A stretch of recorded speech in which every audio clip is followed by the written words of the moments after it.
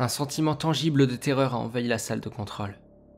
Et il y a une raison au fait qu'il vous ait laissé vivre. Cette phrase a résonné dans tout mon corps, tandis que la vibration parlait. Et après, le silence. Personne dans la salle de contrôle n'a prononcé un mot. Nous nous regardions à peine. Le silence a continué pendant plusieurs minutes, qui ressemblaient à une journée. Quelle est la raison? Dave, le scientifique en charge sur place, a finalement pris la parole.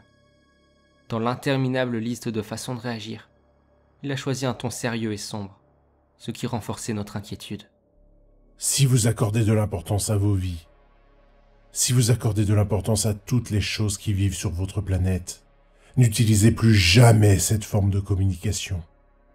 Ces paroles ont secoué nos cages thoraciques. Cela ressemblait à un ultime avertissement. Et à ce moment-là, nous avions senti la force de picotement et de tremblement quitter nos poitrines. La vibration a tout simplement disparu, comme un accord de guitare qui se terminait. Nous nous regardions maintenant. Que devions-nous faire? Se jeter dans le vide, au nom de la science et rejouer les fréquences? Ou prendre au sérieux cet avertissement et arrêter? Nous n'avons pas eu le temps de prendre cette décision. Notre programme étant surveillé de près par l'armée américaine, une voix que je ne connaissais pas est sortie de l'interphone. Ne touchez à rien, nous arrivons pour jeter un œil à quelques trucs. Dave a pris les choses en main. Nous étions tous clairement paniqués par ce que nous avions vécu, mais il semblait être le plus en état de réfléchir. Tout ce que nous pouvons faire, c'est dire la vérité, A-t-il dit, juste au moment où la porte de la salle de contrôle s'ouvrait. L'heure qui a suivi était floue. J'ai d'abord été interrogé par mon patron, au sujet de ce qu'il venait de voir sur son moniteur. Ce qu'il a vu, c'est une poignée de ses employés, se tenant en cercle et criant périodiquement des bêtises à personne en particulier. J'ai pris à cœur les conseils de Dave, et je lui ai dit le plus clairement possible ce qu'il s'était passé. Je pense que j'étais le premier à qui il a parlé, et il ne croyait pas un mot de ce que j'avais dit. Lentement, j'ai été rejoint par le reste de l'équipe, un par un, et ils ont raconté exactement ce que j'avais dit. Comme nous avions tous la même histoire, cela commençait à devenir plus crédible. Nous avons tous dû subir des examens physiques individuels, puis un entretien plus approfondi avec des militaires. Les examens semblaient bien se passer. Je n'ai pas eu de retour à ce sujet. L'entretien semblait lui aussi bien se passer. J'avais essentiellement raconté ce que j'avais dit à mon patron, mot pour mot. Bien que cette fois j'étais enregistré et face à des gars en uniforme de l'armée. Juste au moment où les choses semblaient se terminer, la porte de notre petit bureau d'entrevue s'est ouverte derrière moi. Monsieur, nous avons besoin de vous dans le hall, immédiatement. Une femme en tenue militaire a parlé rapidement, avant de se précipiter dans le couloir.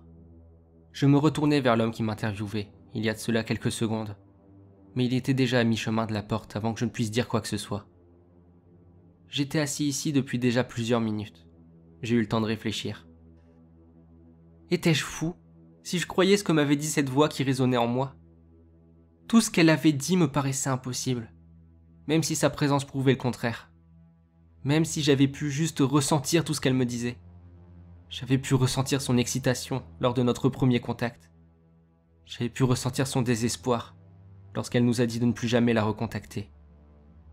Rien de tout cela n'avait l'air d'un mensonge. J'ai remarqué que mon intervieweur avait pris des notes pendant que l'on parlait. Comme on m'avait laissé seul avec les notes, j'ai pensé qu'il n'y avait rien de mal à y jeter un œil. J'ai lentement tendu le bras le long de la table et j'ai tourné vers moi les papiers qui avaient été laissés. Il disait « Rapport de fréquence inconnue. Sujet, c'était mon nom. Des changements physiques significatifs sur le sujet depuis son dernier examen physique, il y a 6 mois, provoqués par l'exposition à la fréquence inconnue. Pas de changement au niveau de l'apparence, ni de manifestation de douleur ou d'inconfort. Description de la vibration dans la cage thoracique. Description de la voix entendue pendant l'exposition à la fréquence. Pas d'historique de troubles mentaux chez le sujet. Hypothèse. Fréquence qui provoque des troubles mentaux. Brise la réalité. Hallucination. C'est tout ce qu'il avait pu noter avant que l'on soit interrompu. J'ai replacé les documents et je me suis rassis à ma place. Nous avions tous décrit la même chose, mais il pensait que nous étions juste fous. La voix nous avait mis en garde, et plus j'y repensais, plus je prenais à cœur cet avertissement. Je me suis levé en sursaut. La femme de tout à l'heure avait dit dans le hall. C'est là que se situait la salle de contrôle. Avec la façon dont ils nous avaient sortis de cette salle, nous n'avions pas eu l'occasion d'éteindre la machinerie. Même pas ne serait-ce qu'un seul appareil, tant nous étions stupéfaits. Tout ce qu'ils avaient à faire était d'appuyer sur un simple bouton, et les vibrations recommenceraient. Merde! J'ai surgi hors de la pièce et j'ai couru à travers le couloir, jusqu'à la salle de contrôle.